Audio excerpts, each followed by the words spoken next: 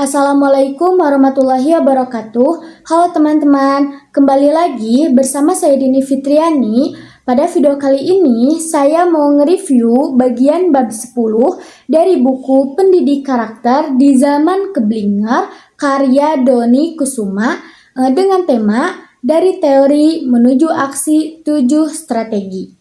Nah, di bab ini terasa seperti sebuah ajakan untuk tidak berhenti pada pemahaman atau wacana saja. Sebab seringkali kita sudah mengetahui banyak hal yang baik, tetapi kita itu belum tentu semuanya benar-benar hadir dalam tindakan kita sehari-hari. Bagian pertama di awal bab ini membuat saya itu merenungkan tentang pentingnya memiliki visi sebagai seorang guru. Dalam menjalani profesi apapun, terutama sebagai pendidik, rasanya kita itu perlu tahu kemana langkah kita diarahkan. Ketika memiliki tujuan yang jelas, setiap tantangan terasa lebih mudah untuk dihadapi karena kita itu memahami alasan mengapa kita terus melangkah. Saya juga sangat menyukai gagasan pada bagian bab 10 ini, bahwa guru itu perlu tetap menjadi pembelajar. Rasa ingin tahu tidak seharusnya berhenti hanya karena seseorang sudah berada di depan kelas.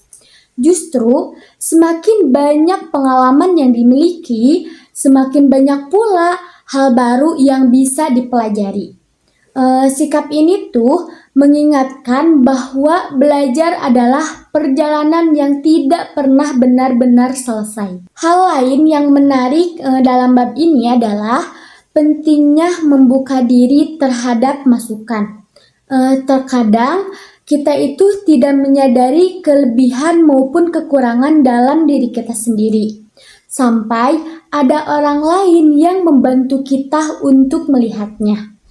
Masukan yang diberikan dengan niat baik bukanlah bentuk penilaian, melainkan kesempatan untuk kita itu bertumbuh menjadi pribadi yang lebih baik.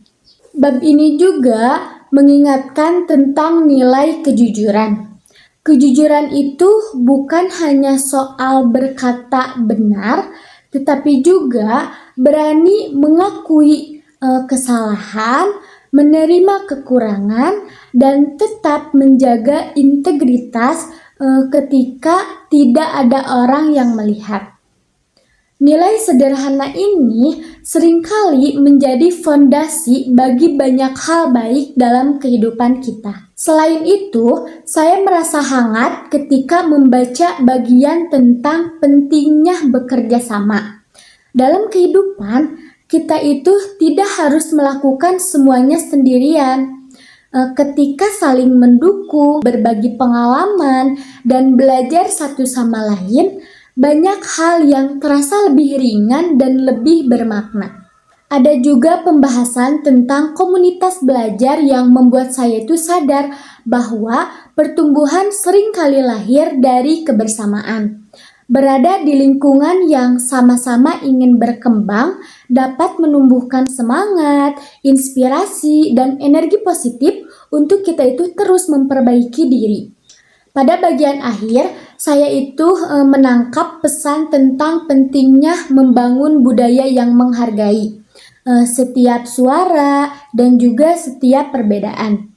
Ketika orang merasa didengar dan juga dihargai, mereka itu akan lebih berani berpendapat, lebih terbuka untuk belajar, dan lebih siap tumbuh bersama orang lain. Bagi saya, inti dari bab ini sangat sederhana namun sangat bermakna.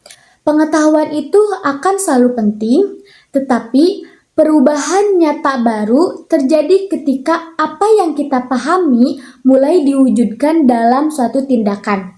Sebab hidup itu tidak diubah oleh teori yang hanya disimpan dalam pikiran, melainkan oleh langkah-langkah kecil yang dilakukan dengan konsisten setiap hari. Sekian review dari saya, semoga dapat memberikan banyak manfaat. Wassalamualaikum warahmatullahi wabarakatuh.